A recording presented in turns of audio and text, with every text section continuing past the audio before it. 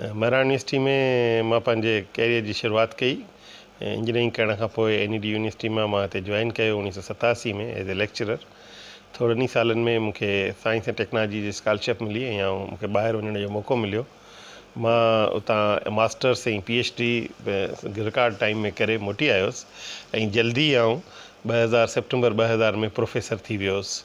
September 2000 में professor माना त असां उन वक़्तु यंग प्रोफेसर लिखबा हुआसीं ऐं थोरे ई अरसे में वरी जॾहिं डॉक्टर अब्दुल कदीर साहब जॾहिं वाइस चांसलर थियो त हुन असांखे पंहिंजे टीम जो हिसो ठाहियो ऐं आउं एज ए रजिस्ट्रार मूं यूनिवर्सिटी में कमु कयो। 5 सालनि खां वधीक अरसो रजिस्ट्रार तौरु कमु करण खां पोइ कुझु वक़्तु प्रो वाइस चांसलर रहियुसि ऐं 2014 जे जनवरी महीने में सर्च कमेटी मूंखे रिकमेंड कयो एज ए वाइस चांसलर ऐं हीउ मुंहिंजो आख़िरी टेन्योर आहे, सेकेंड लास्ट टेन्योर। जेके 2 टेन्योर ॾींदा आहिनि गवर्नमेंट वारा, त हाणे मुंहिंजो सेकेंड टेन्योर आहे जेको ईंदड़ साल जनवरी में ख़तमु थींदो।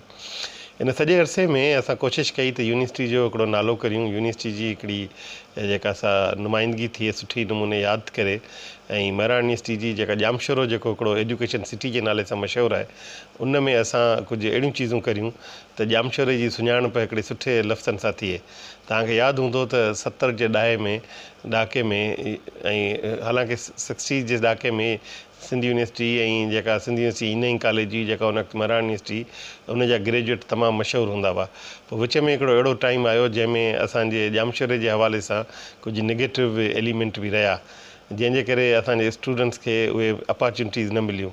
असां कोशिशि कई त हिते जेका असां हिकिड़ो बहितर माहौल क्रिएट करियूं, ॿारनि खे हिकिड़ी सुठी तरबियत ॾियूं, न सिर्फ़ु सुठो इंजीनियर करियूं पर सुठो इंसान बि करियूं। ऐं इन हवाले सां खोड़ सारा जेका असां एक्टिविटीज़ कई वयूं ॿारनि जे सॉफ्ट स्किल्स ते। ऐं उनखां पोइ जॾहिं अताउर रहमान साहब जॾहिं एजुकेशन खे रिवाइव कयो, हायर एजुकेशन खे 2000 जे पहिरीं ॾहाके में मॉडल यूनिवर्सिटी ऑर्डिनेंस त असांजी यूनिवर्सिटी खे बि मौक़ो मिलियो ऐं डिफरेंट प्रोजेक्ट्स मिलिया, जंहिंमें असां यूनिवर्सिटी खे इंफ्रास्ट्रक्चर बि सुठो डेवलप थियो ऐं गॾोगॾु ॿारनि जे लाइ सुठियूं फैसिलिटीज़ बि थियूं, हॉस्टल्स थियूं, कैंटीन थियूं, जिम्नाज़ियम थियूं, सुठी लाइब्रेरी थी ऐं डिपार्टमेंट्स में लेबॉरेटरी जी फैसिलिटीज़ थियूं। ऐं इन जो नतीजो इहो निकितो जो हिन वक़्तु Maharashtra university of engineering technology Jamshoro Pakistan J engineering university में हिकिड़ो पंहिंजो नालो रखे थी। सिंध जे अंदरि HEC जी रैंकिंग जे हवाले सां असां पहिरीं नंबर ते अचूं था।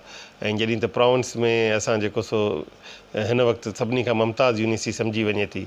ऐं असांजा ग्रेजुएट दुनिया जे कुंड कुड़िछ में कमु कनि था, दुनिया जे हर मुल्क में कमु कनि था ऐं पंहिंजो नालो कढाऊं। हर जॻह ते जेको सो पंहिंजे ग्रेजुएट्स सुठो परफॉर्म कनि था ऐं अलमनाए जो हिकिड़ो वॾो कंट्रीब्यूशन आहे। ऐं इहो ई सबबु आहे जो इलाही सारा असांजा शागिर्द जॾहिं इन इलाइक़ थियनि था त पंहिंजी यूनिवर्सिटी खे वरी पे बैक बि कनि था, हिते अची ॿारनि खे लेक्चर ॾियनि था, हिते अची स्कॉलरशिप में असांजो हिसो वंडाइनि था। ऐं हिन वक़्तु असांजी स्कॉलरशिप्स जेका आहे स्टूडेंट फाइनेंशियल एड ऑफिस, उहा हर ग़रीब मुस्तक ॿार खे स्कॉलरशिप ॾियण जी पहुच रखे थी।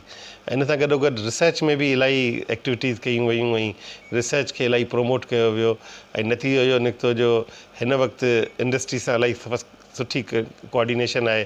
तव्हां पाण हींअर लास्ट टाइम तव्हां पाण बि हिकिड़ो प्रोग्राम कयो हो जेको इहो रेलवे जी कंडीशन मॉनिटरिंग ते, इहो हिकिड़ो प्रोजेक्ट असां वटि हले पियो। इन खां अलावा इंसिनरेशन ऐं जेका असां गैसिफिकेशन, बायोगैस या कोल खे जेको सो गैस में कन्वर्ट करण जा प्रोजेक्ट, हाईटेक प्रोजेक्ट बि हलनि पिया। गॾोगॾु हेल्थ एंड सेफ्टी जे हवाले सां इहे मास्क जेके आहिनि उहे बि हिते ठाहिया पिया वञनि। गॾोगॾु इन सां गॾु डिफरेंट मेम्ब्रेन्स ठाहियूं पियूं वञनि जिन जे ज़रिए वाटर प्यूरीफाई थिए थो। त इहे सभु चीज़ूं ज़ाहिर आहे त इन करे ई जेको सो रिस्पॉन्स मिले थो त ॿार हिते जा ऐं हिते जी फैकल्टी जेका सा आहे पंहिंजी दिलि लॻाए कमु थी करे। हिन कोविड वारे पीरियड में बि तव्हां ॾिठो त असां कोशिशि कई त जेके बि चीज़ूं बुनियादी तौर ते फिज़िकल करे सघजनि थियूं, छो जो हिते इंजीनियरिंग में प्रैक्टिकल अहिड़ी चीज़ आहे जेका तव्हां ऑनलाइन नथा करे सघो सुठे नमूने। असां कोशिशि करे थोरनि ॿारनि खे घुराए वक़्त सां गॾोगॾु उन्हनि जा प्रैक्टिकल बि टाइमली कराया ऐं कोशिशि इहा कई आहे त हिननि जो टाइम ज़्यान न थिए। ऐं हींअर बि जॾहिं कोविड जी तमामु ख़राबु सूरत हाल आहे त असांजी बैचिस फाइनल ईयर जेका 7 सेमेस्टर में उहा पंहिंजो इम्तिहान तक़रीबन फ़ारिग़ थियण वारी हुई, त वरी ही नई कोविड जी लॻी आहे रिस्ट्रिक्शन, पर असां कोशिशि कयूं पिया त ॿारनि खे ऑनलाइन एजुकेशन ऐं ऑनलाइन में बि असांजा जेको रोबोट सिस्टम आहे ऐं इलाही घटि खां घटि इशूज़ थियनि था। जॾहिं शुरू में ऑनलाइन शुरू थी त काफ़ी इशूज़ हुआ, पर हिन वक़्तु मां सम्झां थो त असांखे का बि अहिड़ी शिकायत कान पई अचे। ऐं जिन ॿारनि खे तकलीफ़ आहे त असां कोशिशि कई आहे त उन्हनि खे असां हिते ई हॉस्टल में बि जॻह ॾियूं त जीअं हिते बि हू ऑनलाइन सां जेको सो उन्हनि खे तकलीफ़ न थिए ऐं एजुकेशन जो सिलसिलो जारी ऐं सारी रहे। ही बि जेका असां नेशनल रिसर्च प्रोजेक्ट यूनिट जेको आहे उनजी आख़िरी तारीख़ आहे 29 अप्रैल, ऐं असांजे फैकल्टी मुंहिंजे ख़्याल में 20 खां वधीक प्रोजेक्ट सबमिट कया आहिनि, जंहिंमें मेडिकल जा प्रोजेक्ट बि आहिनि, जंहिंमें हेल्थ एंड सेफ्टी जा प्रोजेक्ट बि आहिनि, ऐं जंहिंमें जेका नई टेक्नोलॉजी जे हवाले सां ऑप्टिमाइज़ेशन एनर्जी ऑप्टिमाइज़ेशन जा बि आहिनि, बायोमेडिकल जा बि आहिनि, ऐं मॉनिटरिंग एंड एवोल्यूशन जे हवाले सां जेके सॉफ्टवेयर साइड ते ओड़ा प्रोजेक्ट बि आहिनि, ऐं इन खां अलावा बिज़नेस प्रोसेस मॉडलिंग जे हवाले सां उहे प्रोजेक्ट बि जमा थिया आहिनि। ऐं जेकॾहिं इंशाअल्लाह इन्हनि प्रोजेक्टनि खे फंडिंग मिली त यकीनन उन्हनि प्रोजेक्ट जो पंहिंजो इम्पैक्ट थींदो। उन में न सिर्फ़ु फैकल्टी इन्वॉल्व थींदी, पर जेका रिसर्च जे हवाले सां जेके सीनियर स्टूडेंट्स आहिनि मास्टर्स ऐं PhD जा उहे बि इन्वॉल्व थींदा, उन्हनि जी बि कैपेसिटी बिल्ड थींदी ऐं इकनॉमिक ग्रोथ थींदी। हिन वक़्तु तव्हांखे इहो ॿुधाईंदो हलां त दुनिया जा जेके बि मुल्क तरक़ी कया आहिनि उन्हनि जो मेजर जेको फोकस आहे एजुकेशन ते आहे, नॉलेज इकानमी। हिन वक़्तु जेका इकानॉमिक मैन्युफैक्चरिंग इकानमी जेका असां पंहिंजी जॻह ते हिकिड़े वक़्तु हो जॾहिं जिन माण्हुनि मुल्कनि वटि घणी मैन्युफैक्चरिंग थींदी उहे तरक़ी कंदा हुआ, हिकिड़े ज़माने में एग्रीकल्चर इकानमी हुई। हीअ जेको नओं दौरु आहे उन में तव्हांजी नॉलेज इकानमी आहे, त सॉफ्टवेयर कहिड़ा सुठा ठहनि था, कहिड़ियूं नयूं टेक्नोलॉजीज़ अचनि थियूं। तव्हां ॾिसो 4G असां वटि अञा हाणे मस किथे किथे आई आहे, पर दुनिया में 5G ऐं रादर 6G ते बि तजुर्बा पिया थियनि। ऐं अॻियां हली जेके नौकरियूं ट्रेडिशनल नौकरियूं आहिनि उहे ख़तमु थी वेंदियूं। तव्हांखे ख़बर आहे त जेको वकालत जो पेशो अॻे हेॾा माण्हू हूंदा हुआ, हाणे सॉफ्टवेयर आहिनि जिन जे ज़रिए एडवाइस अचे थी। टेलीमेडिसन जेका आहे उन डॉक्टरनि जी या मेडिक्स जे नीड खे घटाईंदी। ऐं अहिड़ा खोड़ नया जेके इंजीनियरिंग जा जेके नवां प्रोजेक्ट ॾिसो, ऑटोनॉमस गाॾियूं आहिनि, माना ड्राइवर जी ज़रूरत न थींदी। ऐं अहिड़ी खोड़ सारियूं चीज़ूं अचनि पियूं दुनिया में। तव्हां ही ख़ुदि जेका हिकिड़े ज़माने में फ़ोटोग्राफी केॾी ॾुखी हूंदी हुई, उनजी डेवलपिंग थींदी। अॼु उहा मोबाइल फ़ोटोग्राफी थी वई आहे, जंहिंमें तव्हांखे न को रील थी विझणी पए, न को दुनिया सॼी चेंज पई थिए। त असांखे बि घुरिजे त असां पंहिंजे ॿारनि ते नॉलेज ते इन्वेस्ट करियूं, ऐं इन्हनि जी इन्वेस्टमेंट सां ही कुझु अहिड़ियूं चीज़ूं आणींदा जेके दुनिया खे में इकनॉमिक ग्रोथ में हेल्प कंदियूं। दुनिया जेका असां वैल्यू एडिशन में बिलीव थी रखे, ट्रेडिशनल जेके चीज़ूं हुयूं मैन्युफैक्चरिंग जूं उन्हनि में वैल्यू एडिशन पई थिए। अॼु तव्हां ॾिसो त कपिड़ो अॻे शर्ट त अॻे बि ठहंदी, हाणे चवनि था अहिड़ी स्मार्ट शर्ट ठाहियूं जेका पगर खे ऑब्ज़र्व करे। बैंडेज अॻे बि हूंदी हुई जेका पटी ॿधबी, हाणे चवनि था अहिड़ी बैंडेज ठाहियूं जेका पस खे ऑब्ज़र्व करे छॾे, त जीअं बैंडेज खे वरी तव्हांखे रिप्लेस करिणो न पए। तव्हां ॾिसो हिकिड़े ज़माने में टिपिकल मेडिकल में ख़ासि तौर ते उहा स्टिचिस थींदा हुआ, हाणे स्टिचिस जी जॻह ते अहिड़ियूं चीज़ूं अची वियूं आहिनि जेके डिज़ॉल्व थियो वञनि ऐं स्टिचिस ख़तमु थियो वञे। अॻे ऑपरेशन लाइ इंसीशन वॾो थींदो हो, हाणे उहा micro surgery micro invasive surgery थियनि थियूं। त दुनिया सॼी तब्दील पई थिए। त असांजे ॿारनि खे बि ज़ाहिर आहे त इन्हनि नई टेक्नोलॉजीज़ नई नॉलेज खां जेकॾहिं आगाही हूंदी त दुनिया में पंहिंजो रोल प्ले करे सघंदा ऐं मुल्क जी तरक़ी थी सघंदी। बुनियादी तौर ते ठटे जा आहियूं ऐं ज़िंदगी जेका सिंध जे जेका अक्सर माण्हुनि जो जेको मज़ाज आहे उहो सूफ़ी मंश जे हवाले सां हूंदो आहे।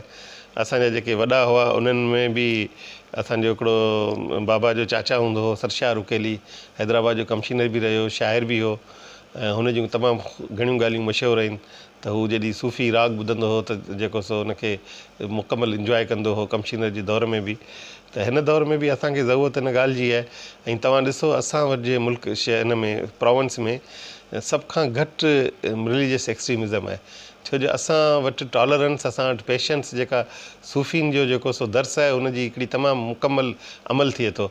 असां वटि उहा रिलीजियस एक्सट्रीमिज़म घणी न आहे ऐं इहो ई सबबु आहे जो असां वटि जेके रीसेंट प्रॉब्लम थियनि था ख़ासि तौर ते मुल्क में, उन्हनि जी रिफ्लेक्शन असां वटि घटि खां घटि थिए थी। अलदो हिकिड़ो ज़मानो हो कुझु बि न थींदी हुई, पर 7 जे अनफॉर्चुनेट वाक़े खां पोइ असां सभु डिॼी विया आहियूं। असांखे बि ख़ौफ़ थिए थो, पर उनजे बावजूदि जेका असांजे जेके फ़क़ीर मंश आहिनि, असांजा जेके शाइर आहिनि, असांजा जेके वली आहिनि, औलिया आहिनि हिते हिन धरतीअ जा, पोइ साईं कलंदर शहबाज़ हुजे या वरी जेको सो सचल साईं हुजी जेके सा राग हुजे या लतीफ़ साईं जूं वायूं हुजनि उहे सभु जेके से हिकिड़ो इम्पैक्ट छॾीनि थियूं ऐं आउं बि यकीननि उन्हनि खे ॿुधी महफ़ूज़ थींदो आहियां। अॼुकल्ह कोविड जो दौरु आहे उनजे करे समाजी सरगर्मियूं घटिजी वियूं आहिनि। सो पर जेका मोबाइल आहे उन ज़िंदगी थोरी आसान कई आहे। यूट्यूब ते वेही जेके से माण्हू ॿुधी सघे थो सुठो जेको सा गीत या सुठा जेके से नग़मा पुराणा ऐं नवां जेके इम्पैक्ट छॾीनि था। ताज़ो इहे जेको कोविड जे हवाले सां ताजिक हिकिड़ो जेको पर्शियन गानो आहे तव्हां ज़रूरु यकीननि ॿुधो हूंदो। कल्ह मां ॿुधो त मूं ॾाढो इंजॉय कयो। लास्ट ईयर बि ॿुधो पर कल्ह वरी ॿुधो त शहर ख़ाली कूचा ख़ाली महज़ ख़ाली माना दुनिया सॼी अहिड़ी थी वई आहे। उनजो मफ़हम कुझु ईअं आहे त जेको बीमार खे पुछण लाइ बि माण्हू डिॼे पियो ऐं पंहिंजे दोस्तनि सां गले मिलण खां बि माण्हू डिॼे पियो। माना हालात ॾिसो कहिड़ा थी विया आहिनि। ॾाढो ख़ूबसूरत गानो आहे पर्शियन में पर हुनजे तर्जुमो मौजूदु आहे। त वांदकाई में इहा ई कोशिशि कबी आहे त कुझु पढ़िजे कुझु लिखिजे ऐं उन सां गॾोगॾु कुझु कलाम ॿुधिजनि। हींअर हूअं बि रोज़नि जो महीनो आहे थोरो वक़्तु इबादत में गुज़रे थो ऐं वक़्तु हले पियो। कोविड ज़ाहिर आहे त चीज़ुनि खे बीहारे छॾियो आहे। ईअं खणी सम्झो त चीज़ूं सफ़ा बीह रहियूं आहिनि। तव्हां ॾिसो यूनिवर्सिटी ऐं ॿियो तकलीफ़ बि आहे। ज़ाहिर आहे त जेके असां त लकी आहियूं न असां त प्रिविलेज्ड आहियूं। अलाह ताला असांखे सुठे नमूने नवाज़ियो आहे सुठियूं पघारूं ॾिए थो सुठी जेका सा रुतबो ॾिनई ऐं सुठियूं फैसिलिटीज़ ॾिनई ऐं पर उहे माण्हू जेके ख़ुदि आउं रुॻो यूनिवर्सिटी जे अंदरि ॾिसां थो जेके नंढा नंढा कैंटीन हलाईंदा हुआ जेके समोसा खणी विकिणंदा हुआ पेटीज़ खणी विकिणंदा हुआ उन्हनि वीचारनि जो गुज़र ॾाढो ॾुखियो थी पियो आहे। रक्षा वारा हिते जामशोरो जेको आहे ई शागिर्दनि जे करे ऐं जामशोरे जी इकानमी वधि में सफ़र थिए थी। जामशोरो जेकॾहिं बीह थो रहे त सम्झो त जामशोरे जी इकानमी बीह थी रहे। एजुकेशन यूनिवर्सिटियूं बंदि थियूं थियनि त हिते राकास घुमियो वञे। तव्हां ॾिसो राति जो हूअं तव्हांखे नज़र ईंदा ॿार ईअं पिया हलंदा सॼे रस्ते ते ऐं उनजे करे प्रॉब्लम बि थियनि था जेके एक्सीडेंट बि थींदा आहिनि पर ॿारनि जी हिकिड़ी रौनक हूंदी आहे ऐं उहा रौनक जेका सा हींअर नज़र नथी अचे। लिमिटेड ॿार अचनि था हाणे त वरी सफ़ा न पिया अचनि। टई यूनिवर्सिटियूं वॾियूं यूनिवर्सिटियूं बंदि थी वियूं आहिनि ऐं इवन जेका नई असांजी यूनिवर्सिटी असांजी पंहिंजो सेंटर उहो बि बंदि थी वियो आहे। त इहा हिकिड़ी जेका सा डिप्रेशन जी कैफ़ियत आहे ऐं इन में ज़ाहिर आहे त इहे चीज़ूं जेको राग थोरो जेको सो माण्हू खे उहो महफ़ूज़ कराए थो थोरो माण्हू खे इंजॉय बि कराए थो पर आहे ज़ाहिर आहे त हिकिड़ो ॾुखियो मरहलो आहे। दुआ करियो त सभु इन वबा खां असांखे निजात मिले। गवर्नमेंट जा एफर्ट्स पंहिंजी जॻह ते वैक्सीन बि शुरू थियूं आहिनि पर अलाह साईं रहम करे छो जो असांजा मेडिकल हेल्थ फैसिलिटीज़ ॾाढी वीक आहिनि। तव्हां ॾिसो त ऑक्सीजन जी सप्लाई असां वटि ॾाढो इशू थी पियो आहे ऐं बर वारे मुल्क में जहिड़े नमूने जी हालत थी आहे इंडिया में त जेतिरा माण्हुनि जो डेथ थियनि पियूं त असांखे बि एहतियात करणु खपे। कोविड जे हवाले सां बि कोशिशि कजे त जेको सो माण्हुनि खां असां त लकी आहियूं जो गवर्नमेंट फैसिलिटी करे छॾी 50 वरनि खे मथे बि असांखे वैक्सीन लॻी वई पर वैक्सीन खां पोइ बि माण्हुनि खे कुझु कॉम्प्लिकेशन थियनि थियूं त आउं सम्झां थो त तव्हां बि सभु एहतियात करियो। अलाह साईं तव्हांखे महफ़ूज़ रखे। बसि इन में आउं इहो चवंदुसि त हिन वक़्तु ज़रूरत हिन ॻाल्हि जी आहे जो हिक ॿिए खे सपोर्ट कजे कोशिशि कजे त जेको सो जंहिंखां जेतिरो पुॼी सघे ऐं ॿिए जी मदद करे। हिन वक़्तु ॾाढी ॾुखी सूरत हाल आहे ऐं ख़ासि तौर ते उन्हनि माण्हुनि जे लाइ जेके डेली वेजिस वारा आहिनि उन्हनि जे लाइ इलाही ॾुखी सूरत हाल आहे त सरहदी वारनि माण्हुनि खे अॻियां अचणु खपे ऐं आया बि आहिनि अचनि बि पिया पर वधीक अचनि ऐं उन सां गॾोगॾु जेको असां एहतियात बि करियूं। उहे चवंदा आहिनि ज़िंदगी हूंदी त चीज़ूं अॻियां वधंदियूं न ज़िंदगी ई न रहंदी त पोइ अॻियां कीअं चीज़ूं वधंदियूं। सो असां सभु कोशिशि करियूं त कुझु बहितर तरफ़ वञूं।